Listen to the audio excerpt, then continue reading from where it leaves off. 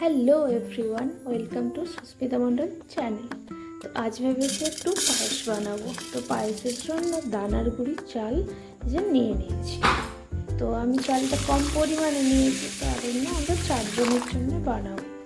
আর এই যে জল দিয়ে ধুয়ে নিতে হবে চালটা খুব ভালোভাবে। চালের মধ্যে পাউডার দেওয়া থাকে তো দোকানে, সেই জন্য ভালোভাবে ধুয়ে নিতে হবে। এই যে চাল ধুয়ে নেওয়া হয়েছে, এরপর আমি গ্যাসে হাঁড়িয়ে করে বসাবো। তো হাঁড়িটা বসিয়ে নিলাম, হাঁড়িতে জলটা দিয়ে দিলাম। তো আমি এখানে এক কাণ্ড করেছি, জল অনেক দিয়ে ফেলেছিলাম, মা এসে করে বললো যে জলটা কমিয়ে দিলাম। তো পুরোটা আমি দুধ দিয়ে করছি না, সেই জন্য জল দিয়েছিলাম। আর এইদিকে ইন্ডাকশানে দুধটা গরম হতে দিয়ে দিয়েছিলাম। এই যে হাঁড়িতে জলটা গরম হয়ে এসছে।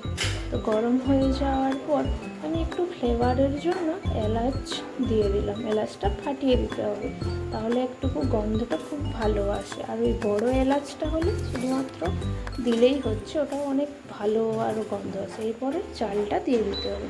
আর এইদিকে ইন্ডাকশানে দেখলাম যে দুধটা গরম হয়ে এসছে। তো গরম দুধটা আমি একটা বাটিতে নিয়ে নিলাম। তো এর মধ্যে আমি আবার গুঁড়ো দুধও অ্যাড করেছিলাম, যাতে একটু ভালো হয় দুধটা, একটু যেটাকে বলে মোটা টাইপের হয়, পুরু যেটা বলে এটা হয়।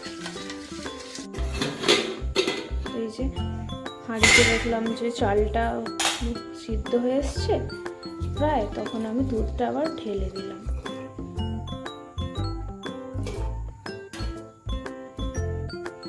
যে নারকেল আমি কুচিয়ে রেখেছিলাম, এই যে নারকেলের গুঁড়োটা আমি দিয়ে দিলাম। এটা কিন্তু কোনো কেনা নারকেল গুঁড়ো নয়, এটা নারকেল থেকে আমি কুচিয়ে পর রেখেছিলাম। তো নাড়াচাড়া করে দিয়ে দেবো। তো আমি এখানে নারকেলের পরিমাণটা একটু বেশিই দিয়েছি, কারণ নারকেল খেতে আমি বা আমার দাদা ভালোবাসি। আর এর মধ্যে কাজুগুলো দিয়ে দিলাম। তো আমি এখানে গোটা কাজু দিয়ে দিয়েছিলাম। তো মা বললো যে গোটা কাজু নয়, কাজুগুলোকে হাফ হাফ ভাগ করে দিতে হয়। গোটা কাজুটা দিলে নাকি যখন মুখে লাগে আর কি, তখন অনেকটা মানে কী বলবো আমি ঠিক পারছি না, বড় লাগে। তো আমি এই রান্নার বিষয়ে খুব একটা অভিজ্ঞ নই।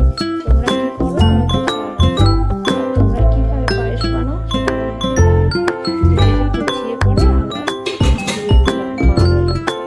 আর এই যে বাড়িতে এটা হচ্ছে নকুল দানা, তোমরা কি নকুল দানা পায়েসটা দাও?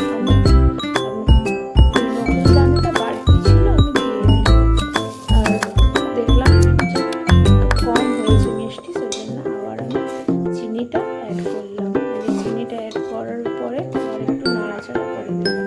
যখন হয়ে এসছে তখন আমি মিল্ক মেডটা অ্যাড করে দিলাম। তো এটা আমার খুব ভালো লাগে, সব জিনিসে আমি অ্যাড করে দিয়েছি। এই যে প্রায় হয়ে এসছে। এই যে নারকেল কোচাটা দেওয়ার জন্য চারিদিকে লেগে গেছে।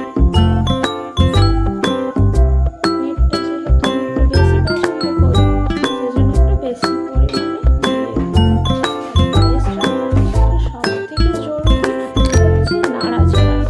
নাড়াচাড়া করলে নিচে লেগে যায়। তো এটা অনেকক্ষণ ধরে আমি নাড়াচাড়া করে নিয়েছিলাম।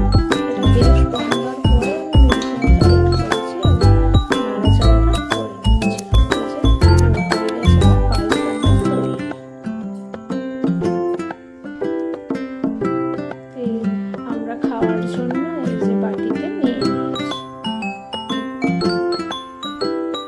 আর এটা হলো আমার বাটি, এটা আমি ভাগ দিলাম। থ্যাংক ইউ ভিডিওটা দেখার জন্য সবাইকে।